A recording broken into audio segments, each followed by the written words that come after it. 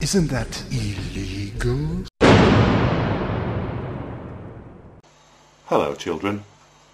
Christmas is a time for stories, and some of the best fairy tales ever written are found in a big old book called the Holy Bible. Today I'm going to tell you a story about the very first Christmas, even before religious people started to complain about signs saying Happy Holidays. Long ago and far away, in a town called Nazareth, there lived a woman called Mary, who was engaged to be married to Joseph, a local carpenter. Now, although Mary was still a virgin, Joseph had been to second base a few times already, and technically a blowjob didn't count under ancient Jewish temple law. One day, someone who called himself the Angel Gabriel arrived in town. Gabriel had heard about Mary's love of kosher meat and went to see Mary. He waited until he knew that Joseph was away on business for a couple of days and wouldn't disturb them. But he told Mary that God had sent him and that he had a message for her. Mary was sceptical. "Look, I don't want a copy of the Watchtower, so just fuck off and talk about God somewhere else." But Gabriel persisted. "Mary, you have been chosen to have a special baby. The baby will be the Son of God, and you will call him Jesus." Mary started to get worried. "Look, I don't know what you've heard about me, but I don't turn tricks anymore.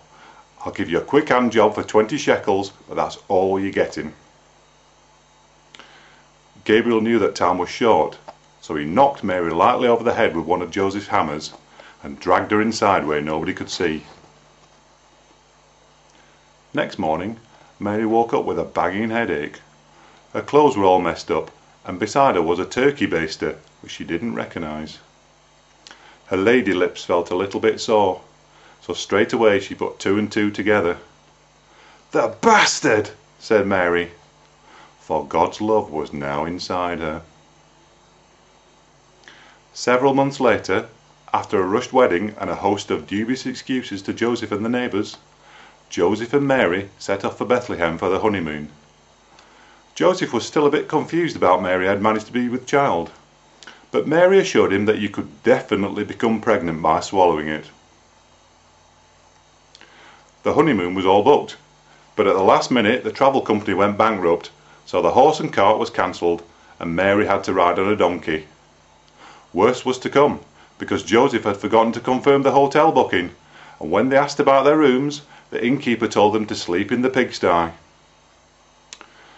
Mary whispered in his ear, took him to one side for 10 minutes, then returned, wiping her hand and telling Joseph that they had been upgraded to the stables. Mary knew that if she hadn't been pregnant, she could have got them the penthouse suite, but the innkeeper didn't do fat girls, so the stables it had to be. Joseph and Mary were both exhausted and fell asleep. That night, Joseph had a strange sex dream involving a short woman wearing a white coat.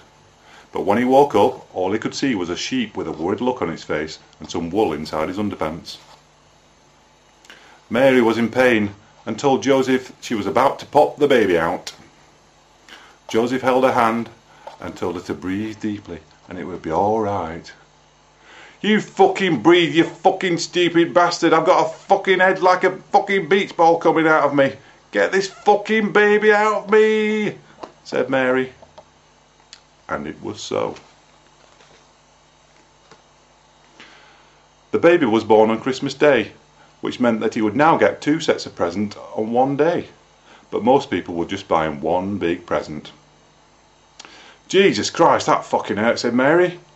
And hearing this, Joseph said that sounded like a good name for a baby, so that was that sorted out.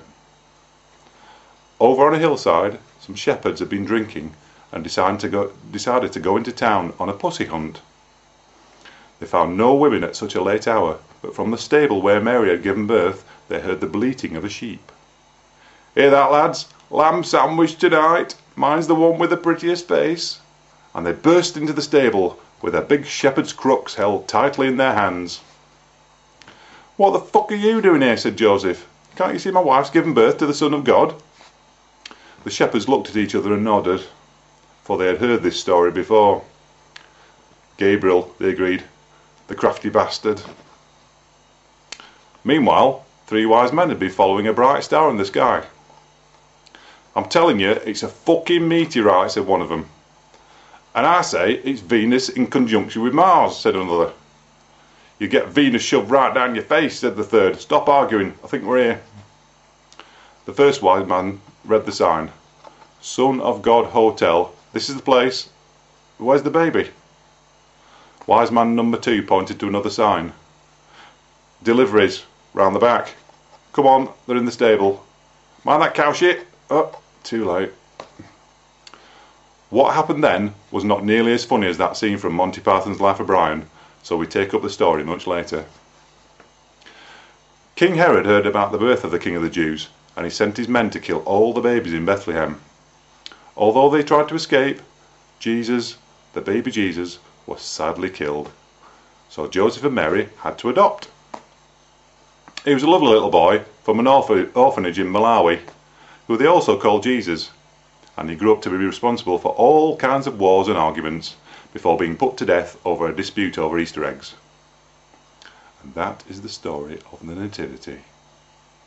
So remember, when someone brings a Christmas message to your door, stab them through the chest with a kitchen knife.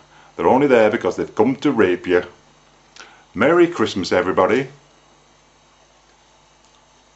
Oh. Merry Christmas. Meat pie. Lovely.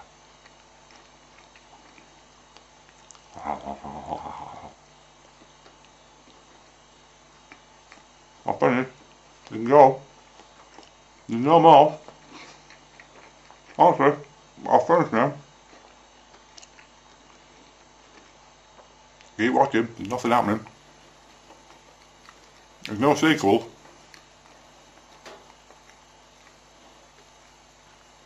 Are you still here? Bugger off. Isn't that illegal? Censor your kids' ideas. Censor your child's inspiration. Censor all that. Expect a really heavy return spring, because you know what? That kid's going to turn her on you, and you're never, ever going to have a part of his life again. Casting off the chains of the world. But enough about me.